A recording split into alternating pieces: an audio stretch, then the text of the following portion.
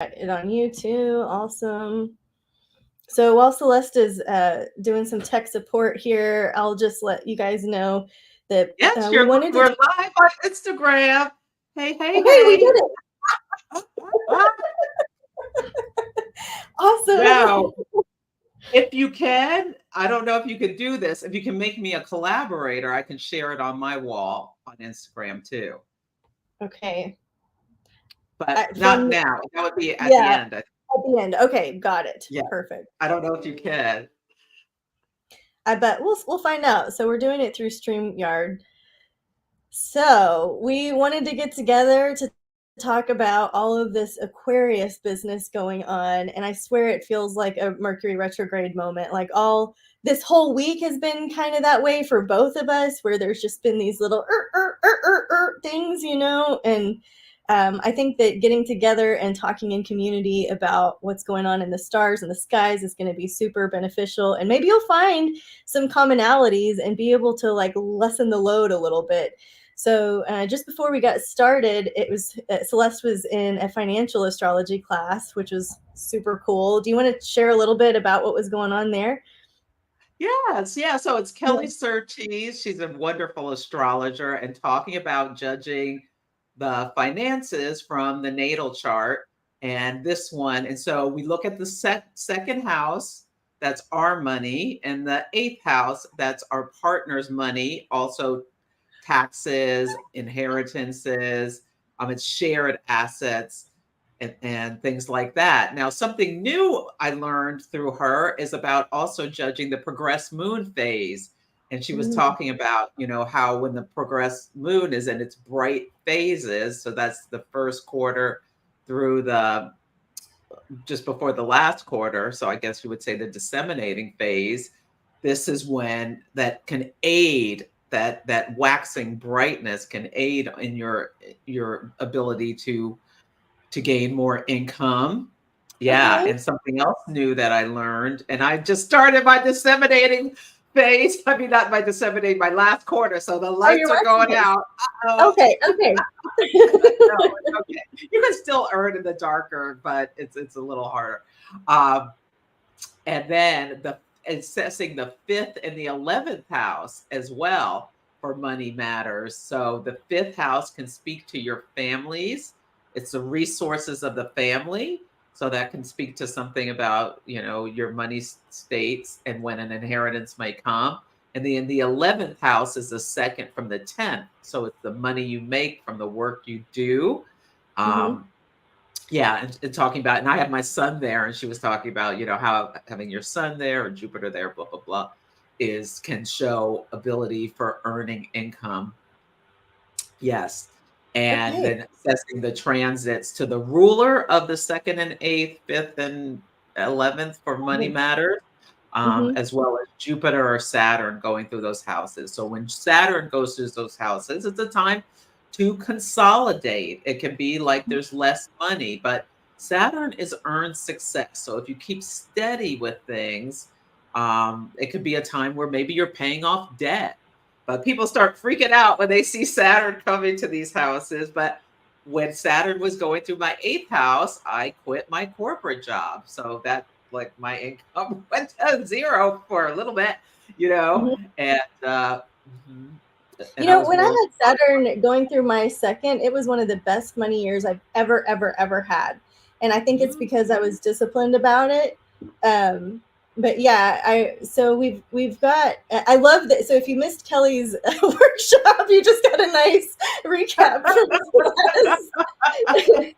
And Desiree says, "Show me the money," and she said, "Sex, death, and taxes." She's always going to remember that. Learning the eighth house. And Alejandra says that she's really felt like she should take a course about finances. She's got a stellium in Scorpio placements in her eighth house, so it's really appropriate Mm. to be talking about now. Why Yeah. I So thought we should Pluto, talk let me about read. this is oh, are we delayed? Are Oh, we you having a just went delay? silent for a bit. I wanted to say about the eighth house stellium, Pluto is going to be Yeah. squaring that, and Pluto is a planet of extremes, so it could bring in a big, like there could be some flux in of money, or flux, unexpected like flux out. So, pay close attention to your finances as well as your partners. Um, yeah.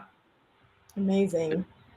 And Tamlin says Saturn's in her second in her natal chart, and so she's also going through her Saturn opposition. So yeah, thinking So about that it. could be tests around financial things.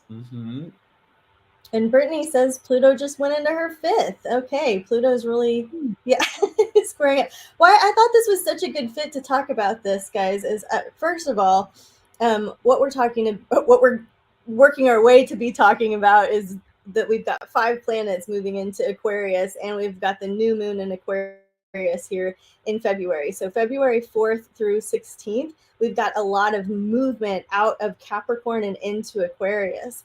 And so Capricorn is kind of more of that financial financial sign that we look at for things with having to do with business, having to do with career, many other things. But it is one of those wealth building signs.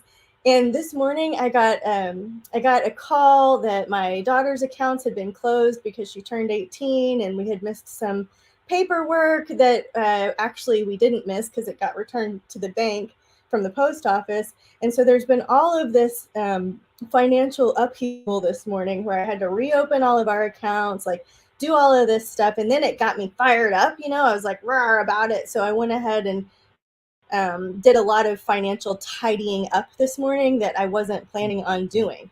So I've got where all of this Capricorn energy is in my second house. It's also the second house of the Sibley chart of the United States.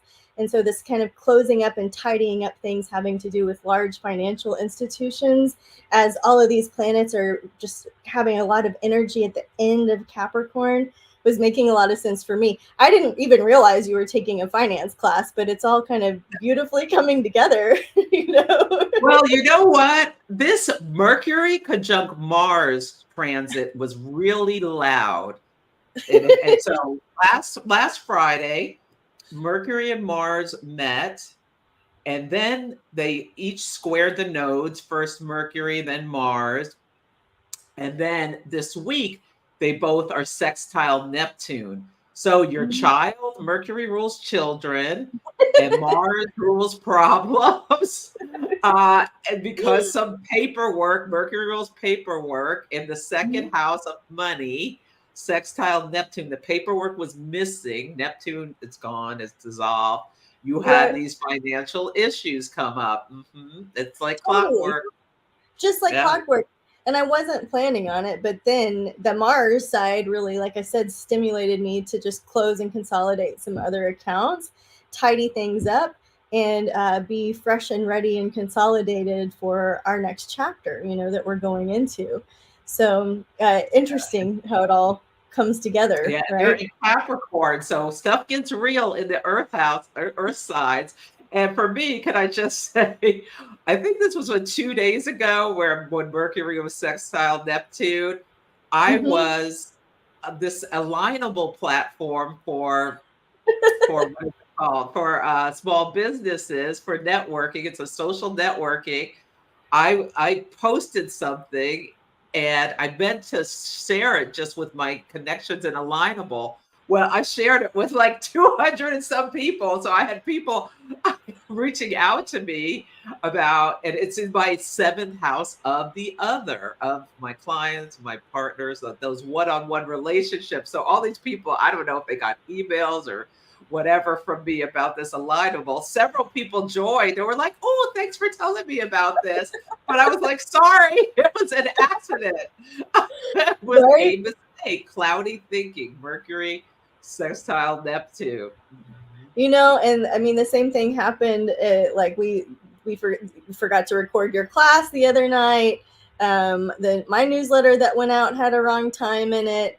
I had a Zoom class yesterday where Zoom just completely shut down twice. But fortunately, my attendees all stayed there and waited for me. I had internet, I had power. I don't know. This never happened before. My computers, I have memory, I have storage, but there's just been some wacky things like that. Yeah, So well, astrology foundations.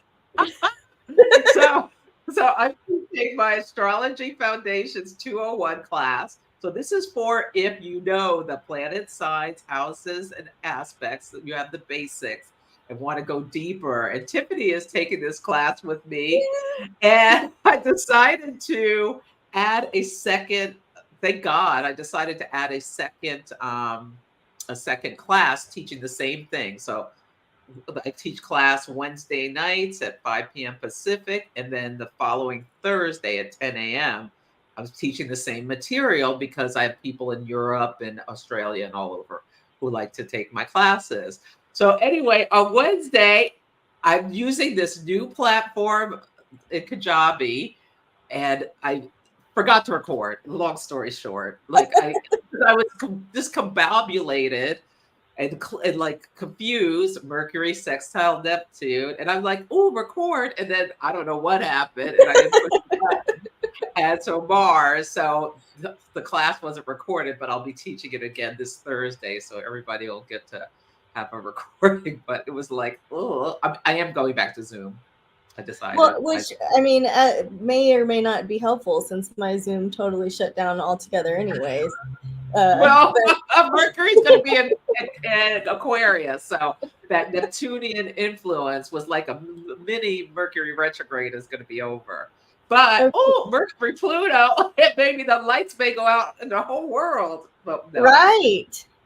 So, Mm. Alejandra, yes, you can still sign up. You can still take it. I'll put a link in the comments for you to join Celeste's class. And you're right, with Pluto there, all of that unearthing of stuff. And really, it's not just like a blip in the energy system, it's a like complete severing of the course, right? Please don't let Instagram or YouTube go down. You can take down Twitter. Yeah, take some of the other ones down. Not any of the platforms I use, please. Or Zoom. Geez, we've all just moved to Zoom, during this time, and God, that was a real bummer. That Yeah, really freaked me out. we're joking about it, but Pluto is a planet that is deeply transformative. It evolves. It can break things down to the studs in order to be rebuilt. It has the energy of a nuclear power plant kind of thing. It can be very, and it has a mass influence. So plutonic events affect a lot of people. And it's in the sign of Aquarius, which rules technology. Aquarius is an air sign. It rules communication. Um, yeah, it could be like poisoned air could be something around Pluto in Aquarius. Ooh. Now, the beauty of it, I mean, yeah, and Mercury coming to get it. Mercury rules commerce, transportation, and what's the other thing? Communication. Communication, yeah. So one thing that let's hope doesn't happen, but the Houthi rebels these are rebels in Oh, yeah. the leadership in Yemen. They've been attacking ships in the Red Sea because they're angry about the war in Israel. And the United States and the United Kingdom have taken action and I guess did some bombing of airports in their country. And they Mm. said, you do this again, and we are going to cut the fiber optic cable in whatever the Red Sea there that connects Europe, the Middle East, and Africa in terms of internet communications, and all sorts of information goes over this cable that's on the bottom of the ocean. Um, that is Saturn in Pisces, a problem in the water with Pluto in Aquarius that causes this big problem potentially with communications. I'm worried about Jupiter and Gemini square Saturn on August, I think something, August 18th, if that could It's be August some like kind of 19th. thing. Yeah, Jupiter square Mhm. Saturn August 19th and again December 24th, right? So next year Mhm. twice, two times. And something that we talked about in the 2024 forecast was that Sarah brought up that, when COVID was announced out there in the world in December, I mean, announced, when we were all experiencing it and understanding what was happening in December of 2020, it was when Jupiter and Saturn were conjunct. Well, now this August, right? Well, they will be square for the first time. So more information being revealed to the public, right? Whether Mhm. that's good news about health reform or health advances, or who knows exactly how that's going to play out. But that's the first time that the conversation has really shifted astrologically. So yeah, this August and December, more will be told about that story. That's terrifying about the thinking about them cutting that massive fiber optic cable. Um, It you could be know, a real mess because that would cause chaos. total But chaos, total yeah. chaos. So Hmm. let me give everybody the dates. We've got the Sun and Pluto are in Aquarius right now. Tomorrow, Sunday, February 4th, my Mimi's birthday, Mercury moves into Aquarius. On February 9th, we'll have the new moon in Aquarius. Let's put a pin in that because I want to talk in depth about that because it squares Jupiter, Uranus, right? And then February 12th, Mars will enter Aquarius. February 16th, Venus will enter Aquarius, and the fixed signs are going to have some action here with Venus, Mars, the new moon for a moment, and then Mercury, Sun, and Pluto. That's a lot. That's a lot. So, how, It is and because when each of those enters Aquarius, Mars, Mercury first, then Mars, then Venus, the first thing they do is have a conjunction with Pluto, and conjunctions fuse the energy. So there is, and 0 degrees is the first degree of the sign. There will be events we see in the news that relate to these transits. Yeah. mhm. So it's going to And be so, if really you're watch thinking to about, see what happens around those days in your own life because it'll tell you something about your Pluto and Aquarius story that's going to be going on for the next 20 years. yeah, good point, right?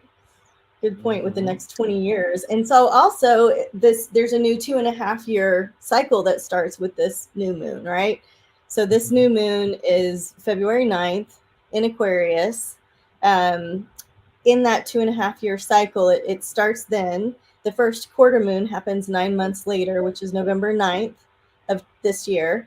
The full moon 9 months later happens August 9th of 2025. And then the last quarter moon completing this moon family cycle is May 9th of 2026. So we're looking for closure and completion around what's starting now around that time. So how do you use all this stuff? If you know where 20 degrees of Aquarius is in your chart, this is what is being activated. This moon, like we were talking about, it squares Jupiter and Uranus there in 2021 of Taurus, right? So I think that there's going to be some real big breakthroughs that are unpredictable, or you know, my internet just keeps saying it's unstable. Are you still with me? I am. I see it. I see you. You glitched a little bit, but you're doing okay. And so thinking about this new moon, right? I want to just also pitch that I'm teaching a big new moon workshop on February 10th. It's a 4 hour workshop. And so if Oh, you wow. are interested in really incorporating the moon from the different signs, from the different houses, working with eclipses, working with your new moon map, working with your lunar birth phase, and just doing a deep dive into your moon studies, I'm doing that at Lisa Williams School, and I'll put that link. And it's on February 10th, which is kind of fun because it's the Lunar New Year. And you can use the code DES for $25 off. So if you would like to join me there on the February 10th, then we can keep talking about how that works out for you. But right now, looking at that part of your chart. So if you guys know where 20 degrees Aquarius is in your chart, this can help you understand what story and what themes are really activated right now. Yeah, wonderful. I'm going to create a coupon for I'm having a new moon in Aquarius workshop tomorrow. Oh, And I want to good. create a coupon for people here if they want to come for Yeah. $10 off. Wait, I'm going to call it Tiffany 10. I love it. Tiffany 10. And to really work with the moons, it's a study that you do over time, right? Like we live in this instant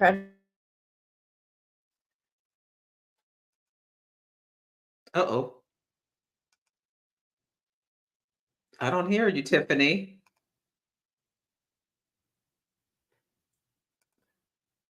Uh-oh, Tiffany has frozen. Can people hear me?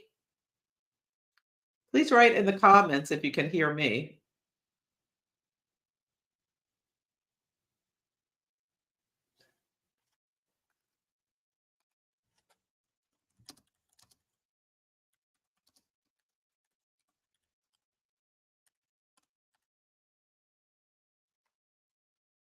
Okay, so you can hear me. Can you hear Tiffany too?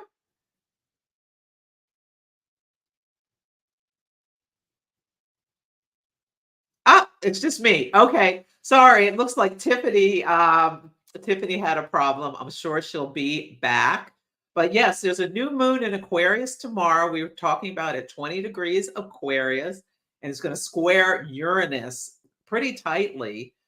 We already know part of the story is that what's going on in the Middle East with the Biden administration sent off some rockets there. But Uranus is the great awakener, and a square is tense, so it can be like you were like frozen, and I'm like Tiffany, Tiffany, Tiffany. it's the morning, And guy. I'm It is. asking people, can you hear me? Can you hear Tiffany? So yeah, and then you just went away. So we realized what was happening. Yes. Don't worry about it. It is Mars sextile Neptune is getting louder, and you are a Scorpio rising. So Mars is not a Scorpio rising, a Scorpio sun. Yeah. Mars rules. Yeah. Yeah. Mhm. Mars is important in your chart. Right.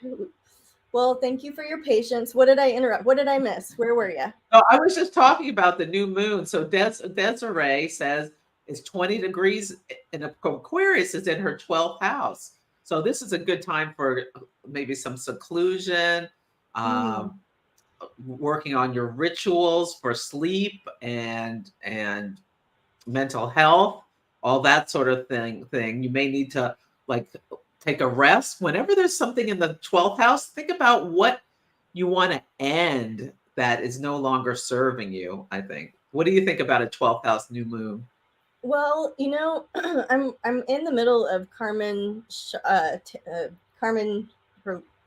Oh my gosh, Turner Shot, her Yes. book on on phoenixes and angels, and it's all about the 12th house. And so I have been reading all morning with new eyes about the 12th house. I love Howard Sessportis' book to 12 houses, the 12 Mhm. houses. And so I think those are two places you could find information if you wanted to do a deep dive. But, off the cuff, the 12th house is where we experience not only, prisons of the mind, things that we're stuck in. Carmen points out that it's actually like a place where, if you think about people in uniform, like monasteries, nunneries, prisons, um, what was the other one that she brought up that was so good? I was like, gosh, every time you think about it, it's like this things that need to be uniform so that you can just kind of check out. You don't have to make a decision about what you're wearing. You don't have to make a decision about the schedule. You don't have to, it's just you're in this kind of solace in this uniform place. The 12th house, it reveals a lot of our psychic side and our psychic tendencies. So setting intentions and wishes about your psychic business, if you're having a 12th house new moon, could be fun, especially when it comes to the collective and the network. So it might be a nice, yeah, Corey, I can add those books in the chat later, no problem. Desiree, it might be a nice time for you to start your own Facebook group, right? Or start your own group of psychic explorers. Things like that could happen. I'm just terrified that nobody can hear me. I can hear you, Tiffany. I'm just setting up this A I'm code. setting up this I'm trying to set up this coupon for Okay. the discount. But Okay, you're and great. I'm gonna put Carmen Turner Schott's book in the link, It's called Phoenixes and Angels. And she is our colleague, wonderful astrologer. She's a psychological astrologer. I'm interviewing here on the same channel on Friday. So you can come ask her your questions too. But if it's being wonky, it's called Phoenixes and Angels, and she has just asked anytime we share, if you end up buying the book, to please leave a review for her on Amazon. It's really helpful. So it's 21 books for that particular one, and then the other one is Howard Sessportis. I don't even know if that's still in print. That was one of like my first. Sure, it is. It's one of the astrology most popular astrology books. It's very books. good. Okay, I Yeah. see. I see it. Yeah. Yeah. So studying the houses really helps you with your new moon studies because it gives you that extra flavor. Like we're all experiencing Aquarius cake with different icing. You know what I mean? And so, if you guys know where it is in your charts and you want to ask us, we would be happy to discuss how it's affecting you personally too. But all of this energy is going out of my, or in, it's all just in my second house right now, my money house. And so I'm taking a financial wealth builders course right now. You know, I didn't have control over when it was starting. So that just kind of worked out organically. Celeste was taking a financial class this morning with astrology, wrapping up some of those wealth building things or setting things up with a foundation for the future right before things get intense. I think is part is on point with it. You know, so for me, having that new moon there really is Okay. just making a lot of sense. Yeah. Yeah. Mine's in my eighth house. King Kunk's my ascendant. I'm a little worried about a health issue because I'm going to have Mm-hmm. during this lunation Saturn, because King Kunks can be health issues. Mm-hmm. And yeah, and Saturn in the sky is coming to square my Mars, which is a classic health problem. And Saturn in Pisces, I was thinking, oh, it'll be a problem with my foot. Square Mars in Gemini. Oh, am I going to fall down? Ah, it's Mm-hmm. like the North Node is on my moon, so it puts the South Node opposite my moon, so that can be falling from a height. So I am really working to be extra careful about walking and not paying attention to other things. It might just be like my computer breaks down or somebody breaks into my car or something. I mean, there's so many things that could be coming with this transit, but there's going to be a little owie at Mm-hmm. some point with Saturn square Mars. Right. Yeah. Mm. Right. Saturn and Mars are considered the malefics. However, if you take any of Kira's classes too, she talks about it from a health astrology point of view, medical astrology, where are they really the malefics? Because what we need is muscle and bones to get healthy again. And so she has a perspective that I think is shifting the way that I think about them as malefics, anyways. And then Alice was asking, what does that mean? I think that, Alice, were you asking about a quincunx? A quincunx is 150 degrees when planets are 150 degrees away from each other. And it represents a bit of a challenge or some, how would you describe it, Celeste? So quincunxes are like a fly buzzing in your ear. I think that's how Rick Levine describes it. It's like this irritating energy. So 150 degrees is the blind spot of our eyes where we can't see something, but we something's there, and like this is when you can like move and you try to change lanes when you're driving and oop, there goes an accident. So the planets involved have nothing in common by Mm. sign, by Element. mode, meaning yeah, element, so fire, earth, air, water, or mode, cardinal, fixed, mutable. So I'm a Mm-hmm. 20-degree Cancer rising. So that's a water sign, and it's cardinal energy. And the new moon in at 20 Aquarius is an air sign, and it's fixed. So you see that's the 150-degree aspects.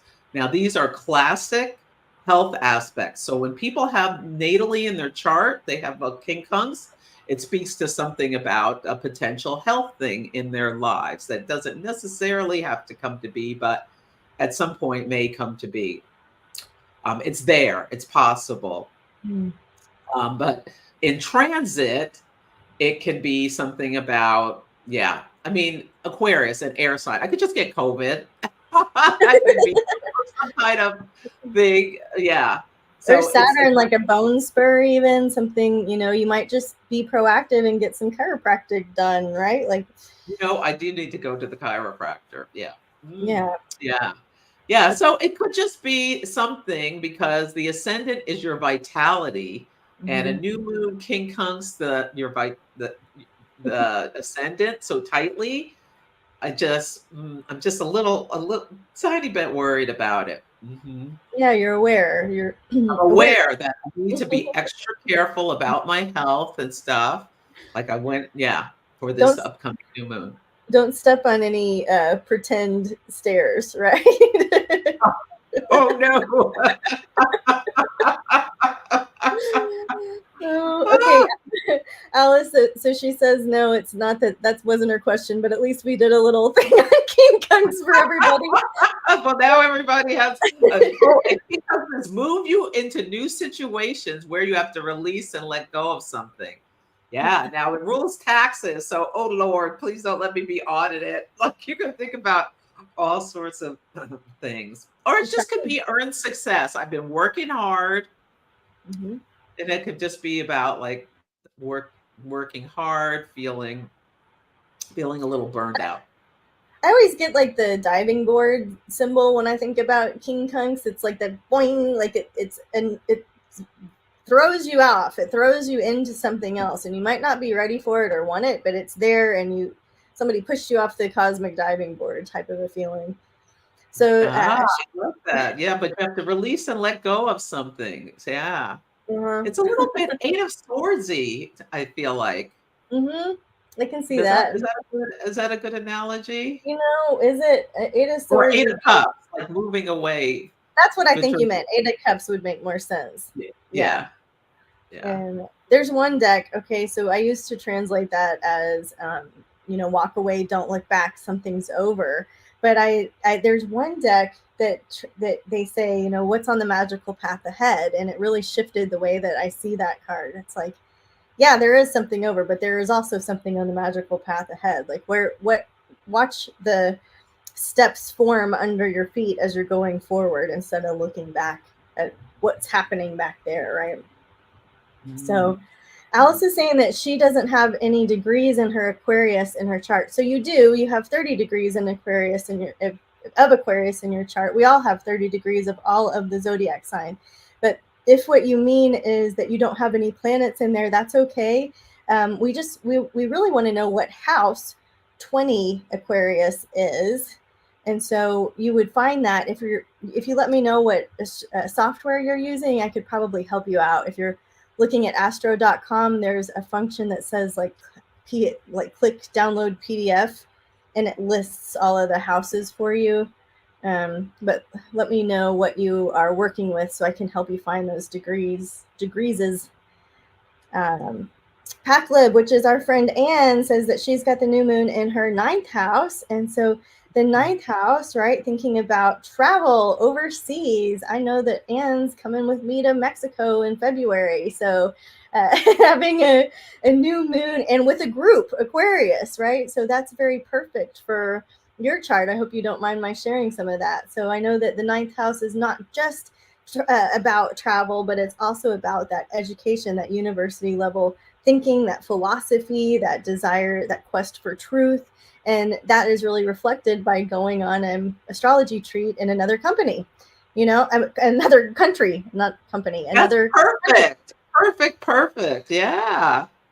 Perfect right? time to study astrology a long way away. Yeah. Yeah. So I know you're going to have a blast. So Yeah. Alejandra is hers. It says Capricorn is my 10th house, whole house. So you would be in an 11th house if you're using whole house. So 11th house, right? Aquarius rules the 11th house, Alejandra. Um, So, having a new moon in the 11th house, again, what groups are you hanging out with? Do you need to change it up a little bit?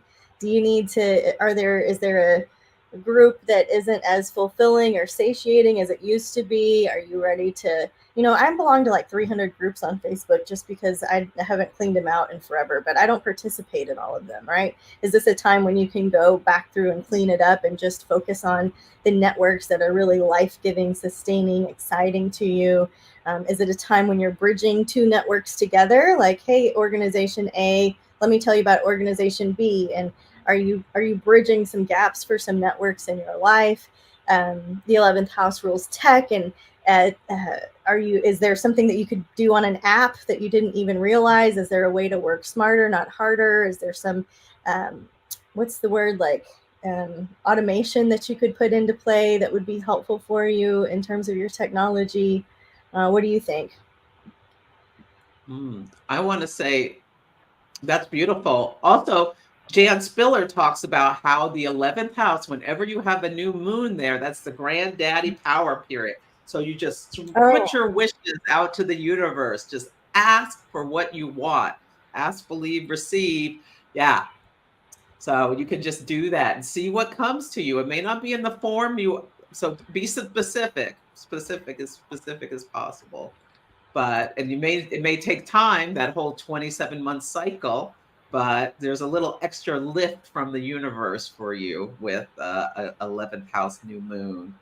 Now, someone said they're having a sign of the times, I think it was, said you're having a 10th house new moon.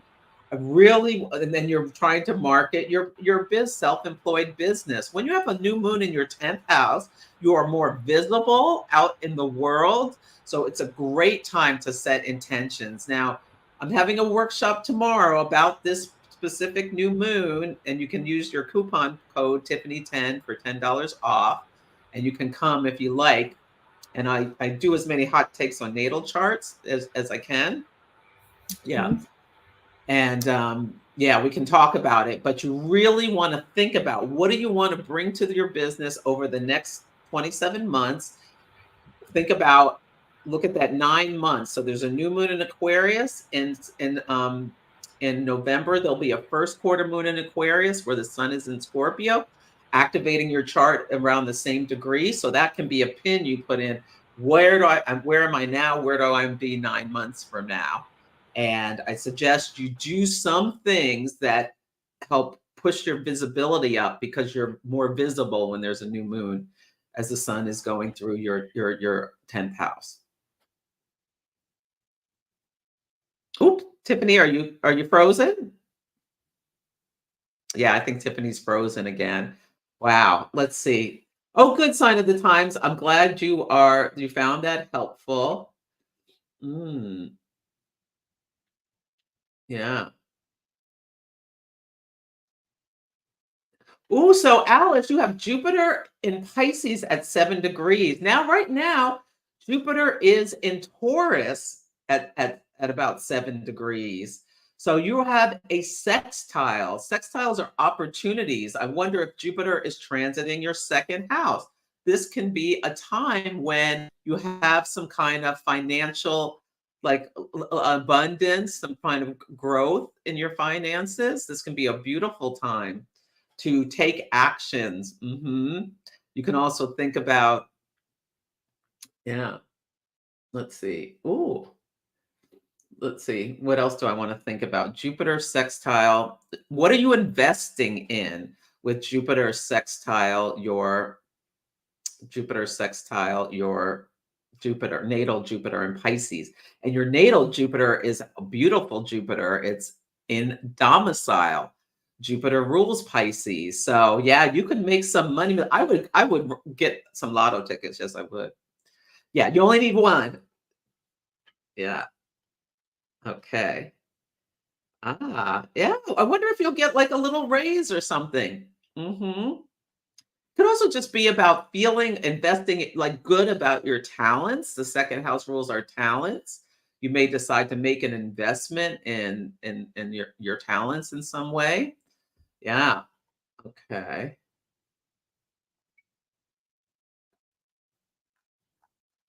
Let's see.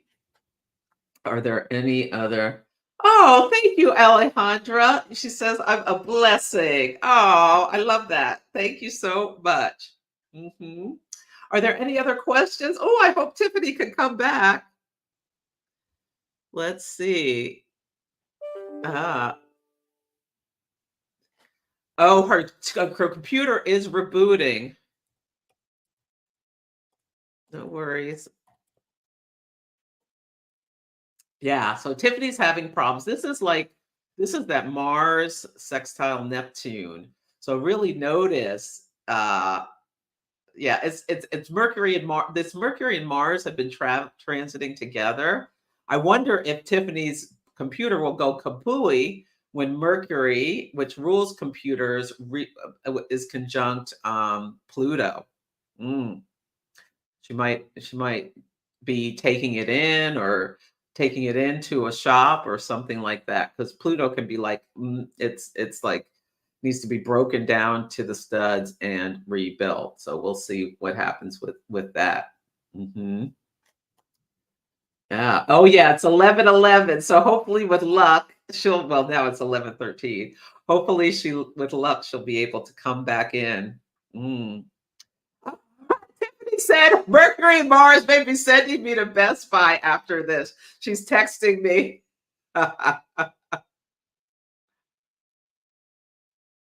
Yeah. Mm, it's so interesting. Saturn in the sky. For me, Saturn in Pisces is in my ninth house. Ninth house rules astrology, ninth house rules teaching. Um, and it's squaring my Venus in my 11th house of friends. And it's going to be perfecting, so exact on Sunday. So I've been watching to see what was coming. Whenever Saturn squares Venus, I like save money somehow by canceling a service or something. Um, but what was I going to say about this? Saturn square Venus. Uh, my friend Tiffany, the 11th house of friends, is having Saturnian problems. Yeah. Hmm. And Saturn squaring I have a Venus Neptune Venus Mars conjunction in oh she's restarted 4 times. Ah,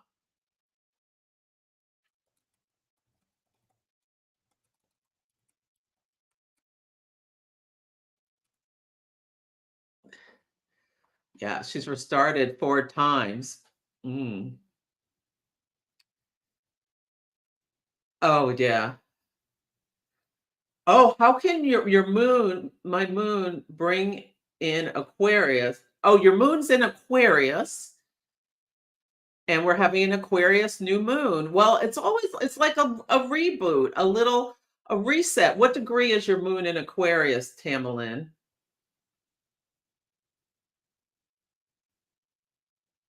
Oh, and Alejandra, the new moon is hitting your sun, which is square Saturn. Saturn in what? Saturn in Taurus or Saturn in Scorpio?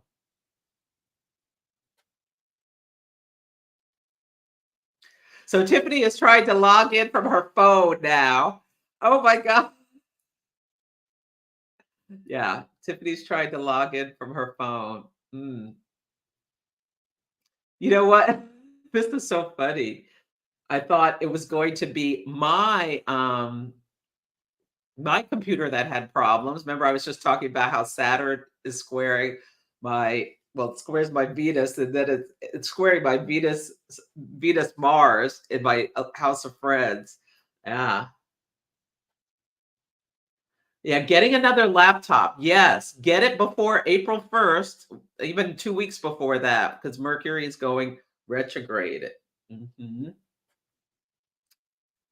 Yeah, let's see. Yeah, Alejandra, I don't see. Is your Saturn in Taurus or Scorpio?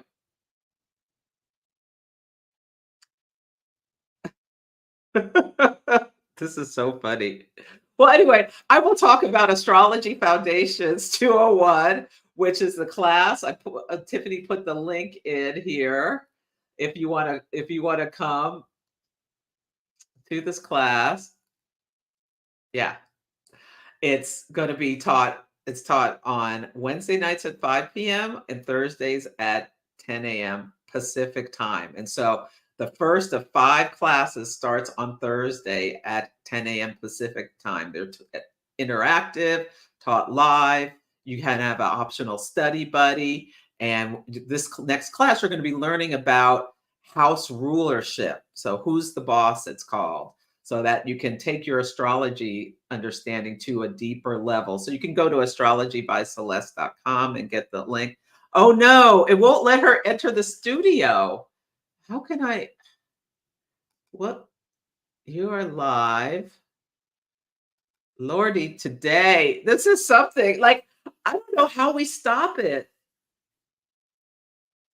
I don't know how we can stop this. Oh, here she is. Oh my God. Babbling on. Oh, your sun is in Scorpio and your Saturn's in Aquarius. Okay, so your sun is in Scorpio.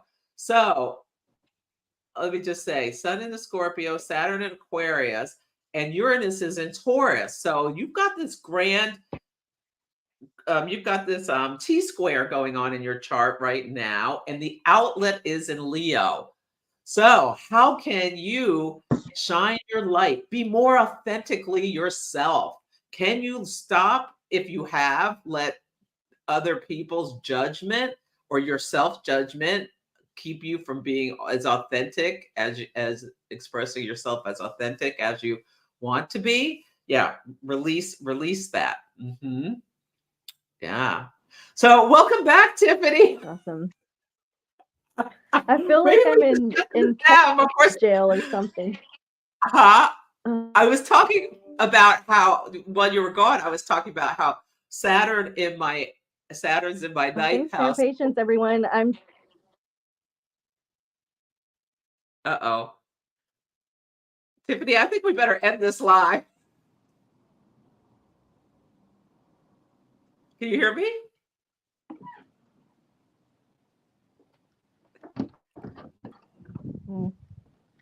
Can you hear me, Tiffany?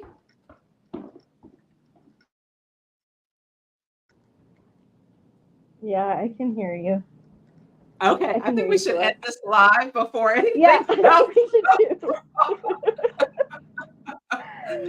been wonderful. I think Mercury conjunct Pluto on Monday is going to be you getting your computer rebuilt or fixed or get a new one or something. Something is up, and we just explored it publicly. So thank you, everybody, for your grace and patience. And I'm going to go see what's up with that. I look forward to hanging out with you again, Celeste. I love your class. Everybody come take Celeste's 201 with me. It is so fun to explore the chart with Celeste. And so hope to see you guys there, or in her new moon class tomorrow, or in my 4-hour moon workshop on February 10th. And for sure, I'll have my tech fixed by then. But thanks, Celeste. Love you so much. And we'll see you next time, guys. Sounds great, Tiffany. I hope your computer gets fixed easily. Me too. What a trip. All right. Bye. Bye.